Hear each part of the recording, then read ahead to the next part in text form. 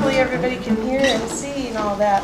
So that's, we have fun with the music, and we teach each other new songs sometimes, but there's hits like that we sometimes like to do. But we like to learn new hits and new songs and everything. And I guess we've been doing the Tuesday Tunes we're in year 4 now, because this is the 4th time that we've celebrated Hispanic Heritage Month. And one of the things that I'm trying to learn more about is the differentiation between when someone identifies as Hispanic or Latino. Mm-hmm. And I'm hoping maybe at some point, if you want now, but maybe you can help me to understand that a little better, Amado. But if you would like to make an introduction about each of you a little bit, so we can start to get to know you personally, and then take it where you want. We're here for you. Okay. Thank you so much. Yeah. Good evening. My name is Amado Espinoza. I am from Cochabamba, Bolivia, in South America, if you don't know where is this country. So I am a musician, composer, and I make native instruments. So I have this instrument is the charango. It's from Bolivia, and it has 10 strings, and it's one piece of wood. It's a difference with the other instruments. So, and this kind of wood is jacaranda. It's from Bolivia, so it's very nice. I love the wood. So but we have the traditional, very traditional charango. Is this one.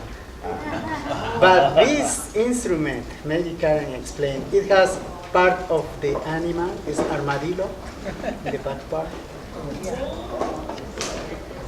Yeah, so when the Spanish conquistadors came down with they didn't just bring slaves, they also brought instruments, and the native Bolivians were like, whoa, that sounds really cool. They wanted to make their own versions, so they started using materials that they had around them, including armadillos. Actually, it's a hairier version. This is actually called a quirquincho, but it's like the cousin. And they say that if the quirquincho that they use is male, then you have to be a female to play it.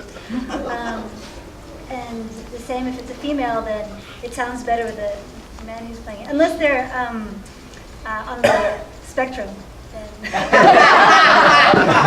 guess it would change. But yeah, and the tune is very similar to the ukulele. Start in G, C, E, A, and we have extra E. But it's double strings, but in the middle is 1 octave. So it's very similar. If somebody has a ukulele, so you can see it's very similar. Yeah. So, yeah, nice. This is the instrument. So I play more than 40 instruments from different countries, flutes, and string instruments, and percussion instruments. So maybe you can introduce yours. So I'm Karen. I was born in Hutchinson, Kansas, but I lived in South America for about 13 years. That's when we met. My parents are Filipino immigrants, which is also a colony from Spain for like 400 years, 500 years. So there's a lot of things that our cultures have in common. And so when I was down in Bolivia, actually, I was like, oh, you look like not him, but my cousin from the Philippines. So there's a lot of similarities with the culture, the lack of time as well. And what I'm playing, this is from like a folkloric drum in bombo legüero. And do you want to explain the reason why it's called legüero? It's basically, they called it legüero because legüero was the way they would measure distances. So you could hear it like legüero. So one legua. Mm-hmm. So it's like kind of like a mile. You can hear it a mile away to the other mountain because communication-wise, they didn't have cell phones back then. They still don't have cell phone system. Where I lived in the hills of Bolivia for about 4 years, and yeah, no Wi-Fi, nothing. But yeah, and then these are chachtas, which are goat nails. So you'll see a lot of people playing them. Goat nails. And then these are the vegetarian chachtas, which are just seeds. So, Yeah. So they communicate with the drums? they communicate with the drums. Yeah, these are like the huancaras, which are like also large drums that they use with the goat skin. The goat skin, they would have their, like during their festivals or to communicate. And the cajon, Oh, yes. she has a cajon. This instrument, this box is from Peru. It's the original instrument. So maybe you can explain the So the slaves. origin of this is the African slaves that they brought over to Peru to work in basically the fields or the mines, or is that more Bolivia? There's also African slaves in Bolivia. And it's interesting because they still say that there's a descendant of an African king that lives in Coroico, which is in, it's like the coffee regions of the hills. And this is, so a lot of the rhythms that Amado can play a lot better than I can, is you'll hear a lot of African rhythms, influence. Yes. So- And in South America, we use a lot 6/8 and like the chacarera, special for this instrument, the bombo legüero, and some rhythms that we call festejo or landó, and or the cuecas, we use the 6/8 for this instrument, the cajon too. So What is wood blade? Oh, the wood. Well, no. Talking about this log. This is just a rain stick. So it's made out of dried cactus with seeds on the inside. But this is very interesting because originally also, it's kind of like this. The wood was actually made there. It didn't have screws or glue. They just made it with like interlocking pieces. That's the original cajons. Okay, now when did the Cubans start getting into the cajon? Oh, so this is really interesting because in the cajon that was in Peru, it was made famous in the whole flamenco world in Spain because of Paco de Lucia, who's an amazing, really fast guitarist. He was on tour in South America and was in Peru, and he heard this, and he loved it, brought it back, and they added the more, like the three little wires on the inside to give it more of the flamenco tone that you've heard. Probably. That's all And one, then- that's all one, I mean, it's solid, it's all one, there's no open back or anything on it? Well, there's, Oh, okay. this has, like the traditional Afro-Peruvian instrument has no wires to give it that sound. Right. It's just a box. but it has Has a sound hole. like 3 strings in each size. Like snares on the bottom of a snare. Yeah. Yeah. Did they always, is it traditional to sit on it while you play it? Is that Yes. something that's been the way, that's how you play it? Mm-hmm. Cool. Yeah. So Paco de Lucia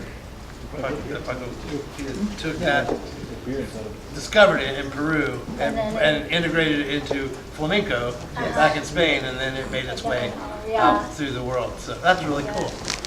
Yeah. Well, how do you play with it? Okay. Do you want to hear one song, or do you Yeah. want to No, enjoy with share Let's us? hear We'll one. listen. Let's hear some. Yeah, we'll listen. Yes. I have some flutes, but this flute is not in the regular tune. It has a special tune, like an Andean tune. So probably if you want to play, it's so difficult. But you can hear. If you can play, like the violin maybe can play. But If not, don't worry. Oh, almost said something. Yeah, we're happy to listen. Okay, so the first song that we're going to do is a lot of the different flutes from the Americas, including one from North America, but then the quena from Bolivia, the double flute from Peru, tarcas from the high plains of Bolivia. Oh, this is the gaita from Colombia, from the more of the coastal regions in Colombia. And then the Amazonian coyote, which is a bird caller. And this is made out of cactus and beeswax and a feather. A mouthful is a feather. Oh, wow. Oh, and then also a version of the Amazonian harmonic flute. But we didn't have bamboo, so Amado used a curtain rod. But it sounds the same. And I will use this is the mouth harp, but in the Mapuche tribe, they use this instrument and they call trompe. Trompe, Oh, yeah. yeah. So the Mapuche is in like the border between Chile and Argentina. Okay.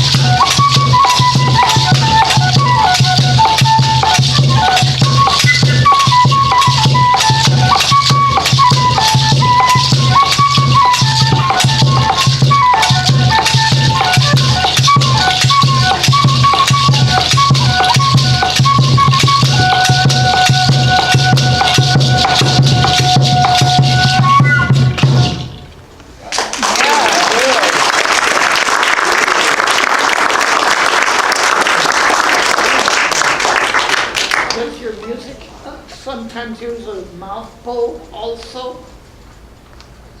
A mouth bow, a long Oh, They're stick gonna play in and the they Ozarks. they have one string. It's like a board. Yeah, in the jungle area, they use like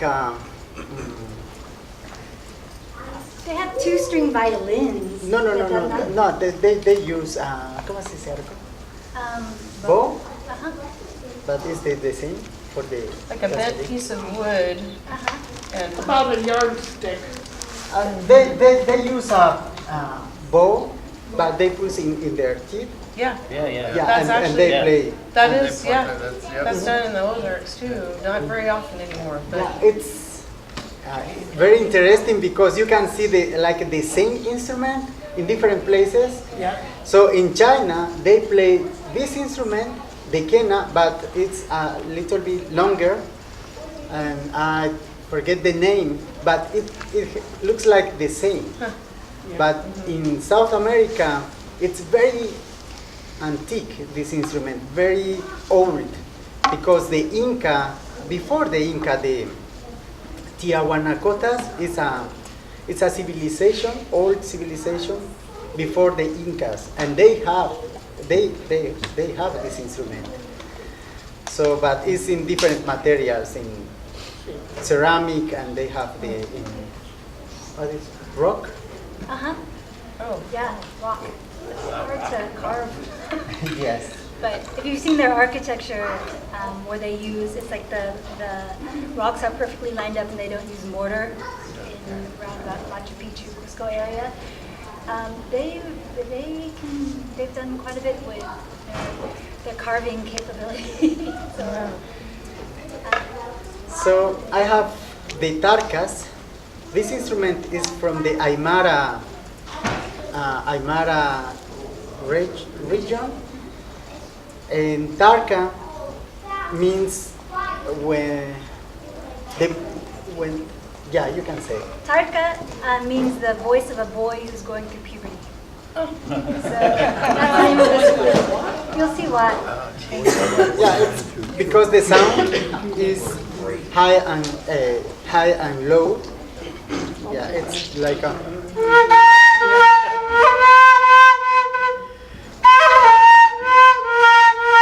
Sounds like a low and high. And they play this during rituals. It's usually played between anywhere from 15 to 50 people at a time, in all different scales. So